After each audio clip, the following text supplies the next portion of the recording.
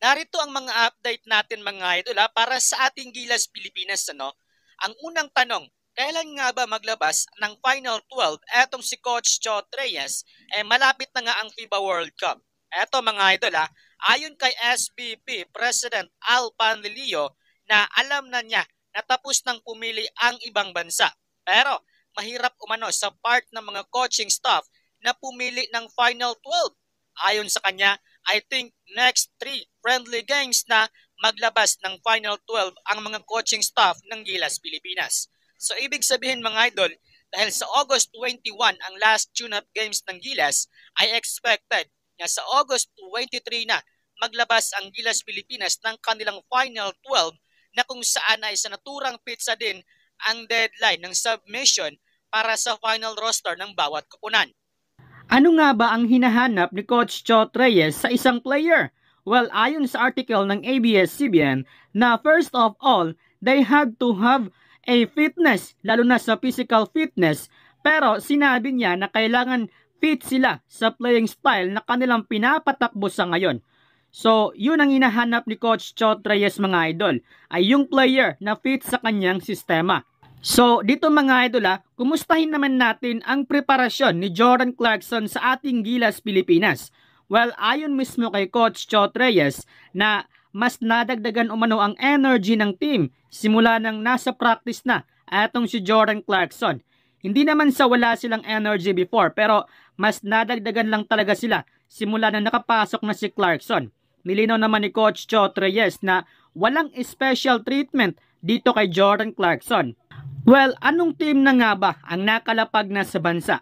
Ayon sa CNN Philippines na nakalapag na sa bansa ang Ivory Coast at ang Montenegro. Siyempre, nandyan din ang NBA center na si Nikola Vucevic. Wala pang update kung nasa bansa na rin ba ang Mexico. Pero ayon sa head coach ng Ivory Coast na si Dejan Pokic na 1 week na lang ang natira para sa FIBA World Cup. Pero nasa preparation phase pa lamang daw sila. At susubukan nila ang kanilang best dahil sila umano ang best team sa kanilang bansa. Dagdag pa nito na malaking karangalan umano para sa kanila na makapunta dito sa Pilipinas at maging parte sa malaking event na FIBA World Cup. And we think game by game. So ang Ivory Coast mga idol ay kabilang sa Group G at makalaban nila ang bansang Iran, Spain at ang Brazil.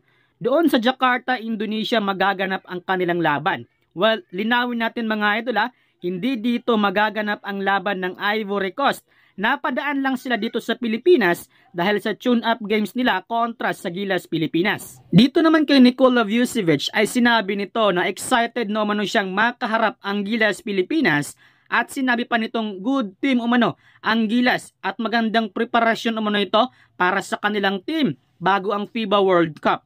Of course, excited na rin umano itong makaharap si Utah Jazz star Jordan Clarkson.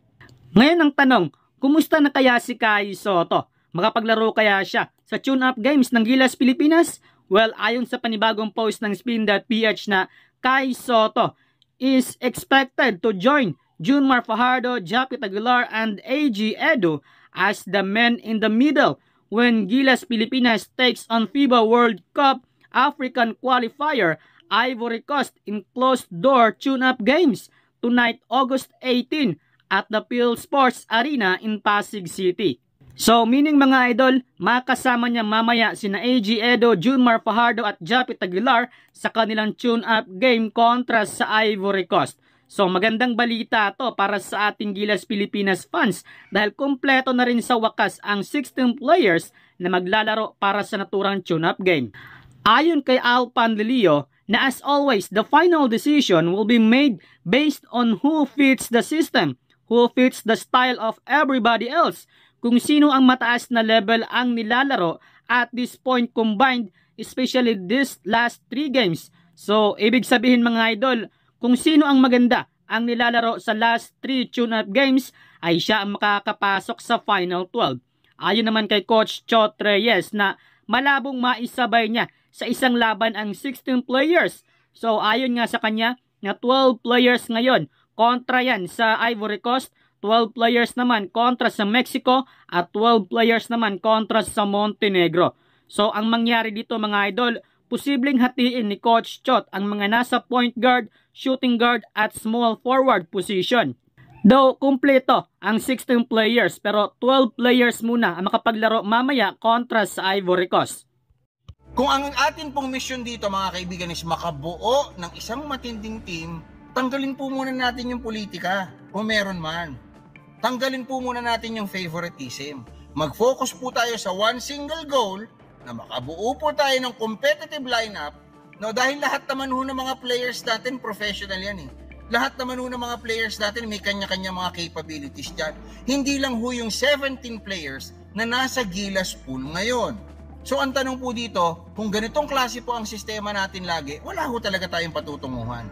Gilas should be the best of the best players from our country. Hindi ho, best of the besties. Sa point guard spot, kung ako ho ang masusunod, sana isisingit ko rin dyan sina RJ at saka sina SJ Belangel. So, yan po mga kaibigan, yung akin pong Final 12 at saan ko po ito ibinase. Ibinase ko po ito doon sa mga magiging pangangailangan natin, especially that we're going to face Angola and Dominican Republic and Italy doon po sa first round. So, as much as possible, we will need both height, experience, no, and shooting.